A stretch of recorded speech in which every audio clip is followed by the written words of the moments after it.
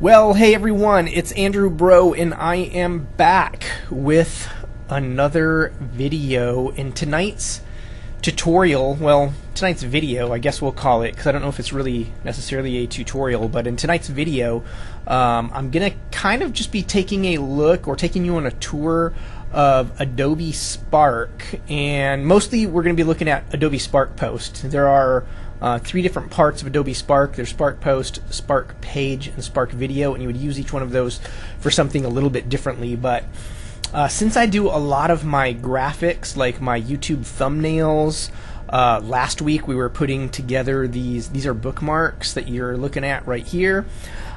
We put those together inside of Spark Post.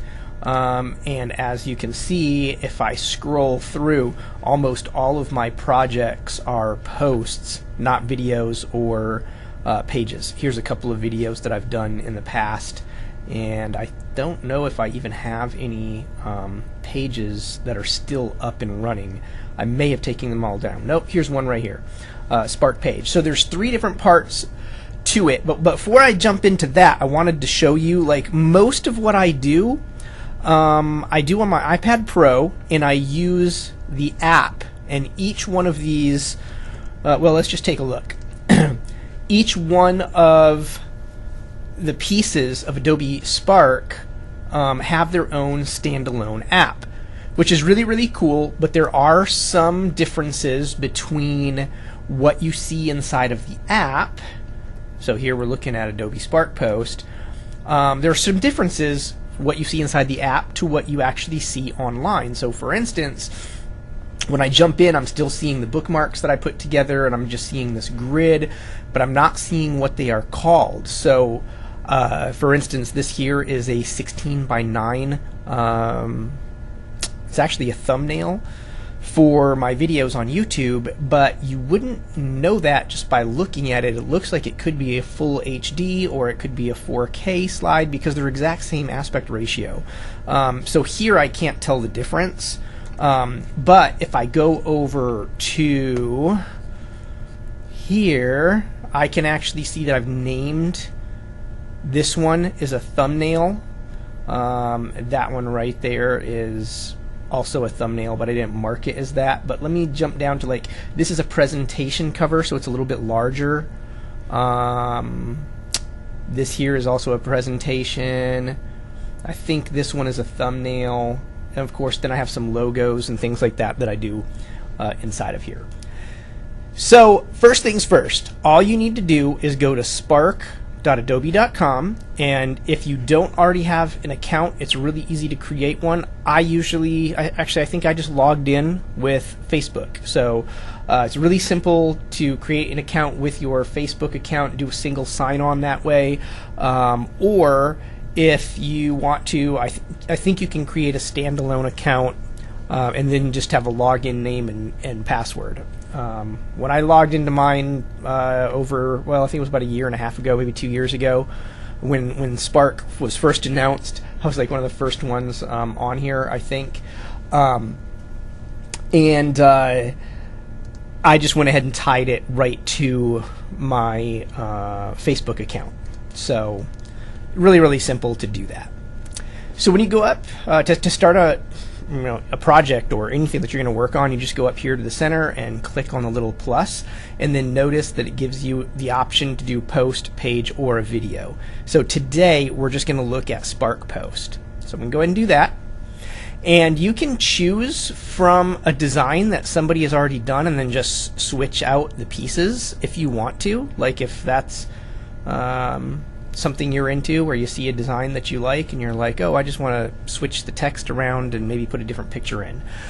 You can do that, but you can also do the start from scratch, which is usually what I do. And from here, you're going to select the size of a project that you're working on.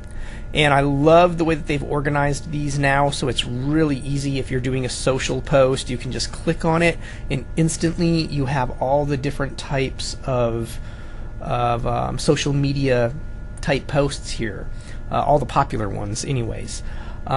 You can do social profile, and then you're going to get like your Facebook profile covers or a page cover or an event, and it actually tells you what the different sizes and things are right there. Now, to be honest with you, I tend not to use these, and I use the aspect ratios, but I don't use the templates. And the reason is because for instance, I think on the profile cover, or let's do the profile cover. I'll click on this and say next. And for fun, we'll just pick this picture right here and say next. And now if I look at this, let's actually just save it out. Double click to edit text. I'm going to go ahead and download this, and I want you to see this right here. If I whoops, I just clicked on it and I didn't actually want to. Oh, good. It's going to open it in Photoshop. I forgot that I set my computer to open up JPEGs in Photoshop. So now if I look at this and I go up to image and I go down to image size and take a look at it, I can see that actually they did really good with this. It's 2560 by 947. So that's really good as far as the pixels go. It's gonna look good on Facebook. I believe not too long ago those numbers were halved. I don't know if they were inside of SparkPost, so don't quote me on that. But I do know that if you try doing this in Canva, that those numbers were halved, and they could start to look pixelated because when you upload to Facebook, they try to do some compression again when you upload it to try to make the picture file smaller. That way it doesn't take up a lot of room on their servers. And what would happen is the picture just wouldn't look very good once you posted it there. But these numbers are looking really good, so I'm glad that, I don't know if they changed that or if that's something that's new or if it's always been that way. If it was, kudos to Adobe Spark. So I take back what I was about to say a moment ago. I would just go ahead and click on the template. So let's go ahead and cancel out of this, and I'm going to go over here. Notice that it created a new post for me. Just put it back over to the beginning, and I'm just going to say delete. And I wanted to just go through, so we're going to go through again. We're going to say we're going to make a new post, start from scratch. We've got all of our, our popular ones right out front. You can click on standard and you can do letter, 8.5 by 11, or a poster, which is 11 by 17. They've got everything here, even the widescreen, and I'm not positive, but let's see what happens if we do widescreen. Yeah, let's choose that. I want to see what the pixel, oh, this looks cool. Let's do that. I want to see what the pixel count is on their widescreen one. I'm really hoping that it's 4K, because that is pretty much where everything is going. And please don't disappoint me. Image size, and yeah, it's pretty close to 4K. It's not quite. Let's see, 4K is 2160 high, right? I think it's 2160 by 3840. We'll cancel out of that and see, what was that image size. So this is just slightly larger than full HD, which is 1920 by 1080. It's not. This is not quite double. Not quite double that. 20. Actually, no. This should be 2160. Right? 2160 by 1215. No. That would be 2K. So this is 2160 by 3840. For some reason, those don't match up. I don't know. This is really close to 4K though. Sorry, I'm kind of rambling tonight. And I'm a little bit under the weather. You can probably hear it in my voice. I apologize for that. Hopefully I won't lose my voice before I get done with this video. So back over to here. You can change out the picture. So if you click on the picture, and then you can say replace, and then it's like, hey, what do you want to do? You can find hundreds, maybe even hundreds of thousands of photographs right inside of Adobe's website here, and it's a Creative Commons license, so you can use this in your projects, which is really, really great. But let's say we were doing something for let's just say business, just for kicks. So here's a whole bunch of different images that could be used for, you know, a business post. Not exactly sure why there it goes. It was really pixelated there for a second. And then to make it uniquely yours, you can even go in and add different filters to it and change what the background looks like. And notice, I think it was happening. Yeah, you can even kind of mix it up. If you click on one multiple times, it will give you some different looks. Check that out. So that's really powerful. You can go in and change the colors. Let me see what this is here. So you could just do a solid color background. I wasn't sure if I was still selecting the picture or not. That's why it sounded like I didn't know what I was doing. And you can just apply a solid color to the background, and then whatever element you click on, like for this one, you can come in and you can just easily change styles really fast just by spinning this little wheel around in circles. It'll give you a whole bunch of different looks as you go through and spin it around, so you can find something that you like and let go, and say that you're done. Or you can say shape, and you can say, hey, I want there to be a shape to it, or maybe I like this one, or maybe I just want it to be a little bit of a drop shadow. And then if you click it multiple times, it will change like where that drop shadow is. It can change the colors of the drop shadow, and it's intelligently looking at the other colors I'm using in the document, and it's deciding what's going to look good with those other colors. So there is some color scheme stuff going on in the background, and it completely does it automatically, which is really, really awesome. Of course, you could do something like this, and then you can say done, and then you can change the spacing. So notice it puts the text closer together, and then it like makes it further apart, and then you can make that, and it almost looks like a box now. You can also change the alignment. So what does the alignment look like? A lot of times I like to use this one where it's like a thick thin. So if I put a whole bunch of text in here, if you double click it, you can go in and add your own text. This is a really, whoops, I cannot spell today. Cool text box that formats itself as you work. Okay, so I can now like resize it and see what I'm talking about. It does like this big, small, you know, automatically. If you want to format it even further, you can go in and say this is a really cool text box, and then say done, and now look what it did. It made really on its own, and then it automatically formatted everything else to fit kind of like inside of that space. So it's just really, really cool how simplistic it is to use, and how it just formats itself as you go. You can also add multiple pictures. So like if you go up to, if you're on the background and you say add, and you say, okay, I want to add another photo.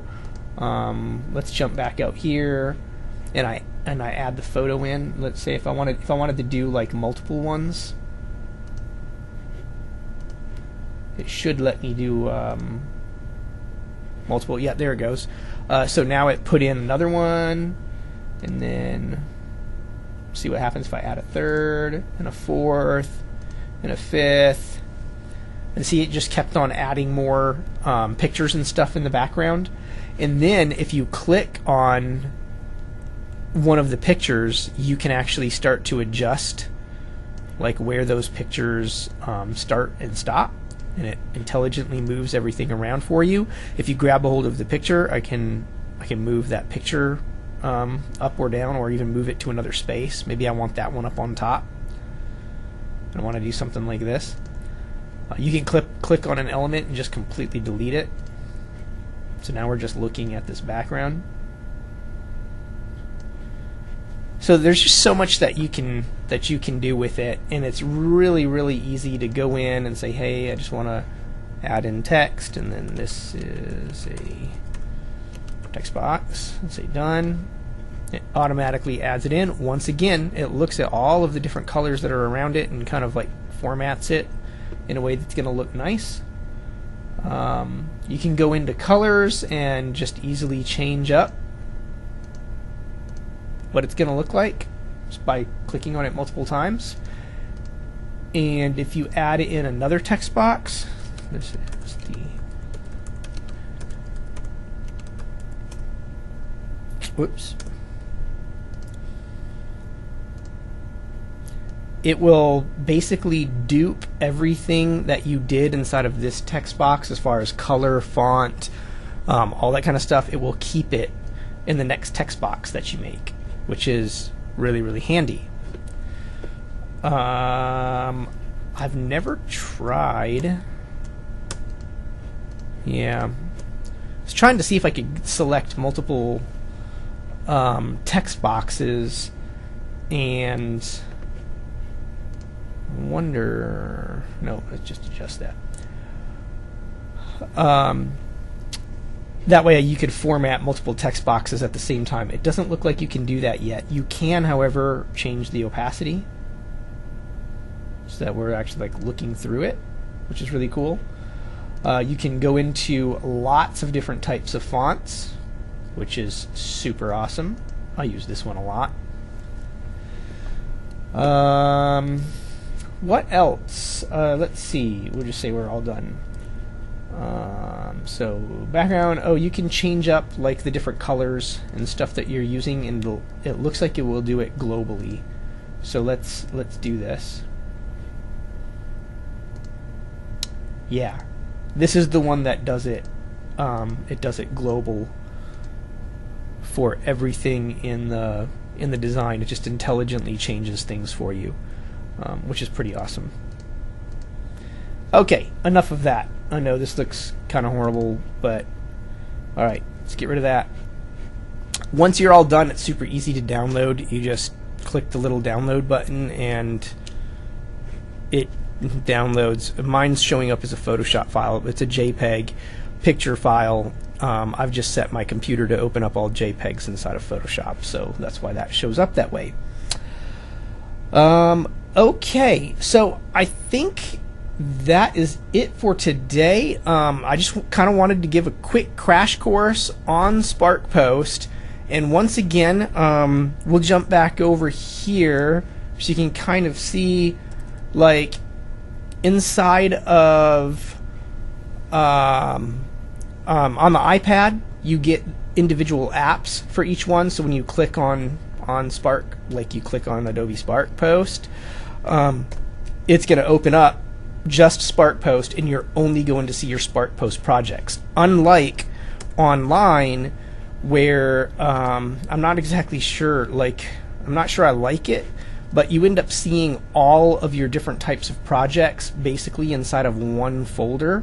So you get posts, and you get pages, and you get videos, and they're all inside of one page, or basically like one folder. Now I did look, so at the making of this video, it's spring of 2018, early March, and it does look like there is some stuff in the works for organization, so being able to organize different posts and stuff, because one of my pet peeves is like whenever I work on a post, if I say, hey, I want to edit this post, and then I'm all done editing it, and I close back out, watch what happens. As soon as it saves, it ends up being the last thing it moves it back to the beginning of the stack. So things like these bookmarks, man, my mind is going. Things like the bookmarks that I did last week, I might want to just like archive those and put them into a folder somewhere so I can go back and edit them if I want to, but I don't necessarily want them at the top of my list of things. Also, when I do my YouTube thumbnails, it'd be nice to like just be able to organize a folder with just my YouTube thumbnails so that I know if I'm working on a thumbnail or if I'm working on a 4K video slide, if that makes sense. So I'm really, really happy that this is in development right now, and hopefully we will be seeing that soon, both online and in the iPad app. So if you guys have any other questions about specifically how I'm using Adobe Spark, or maybe you want to learn a little bit more about video or Spark Page, I have some things in the works that I'm going to try out with Adobe Spark Page. I think it's going to be pretty awesome.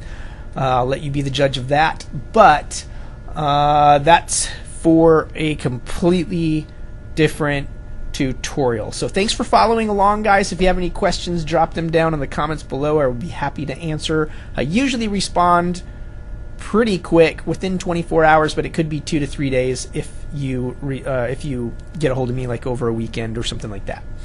Love to hear from you and what you think and how you're going to start utilizing Adobe Spark in your projects. All right, that's it for today. If you're not already subscribed, make sure you subscribe to the channel for more awesome tutorials and videos. We'll see you guys next week. Bye-bye.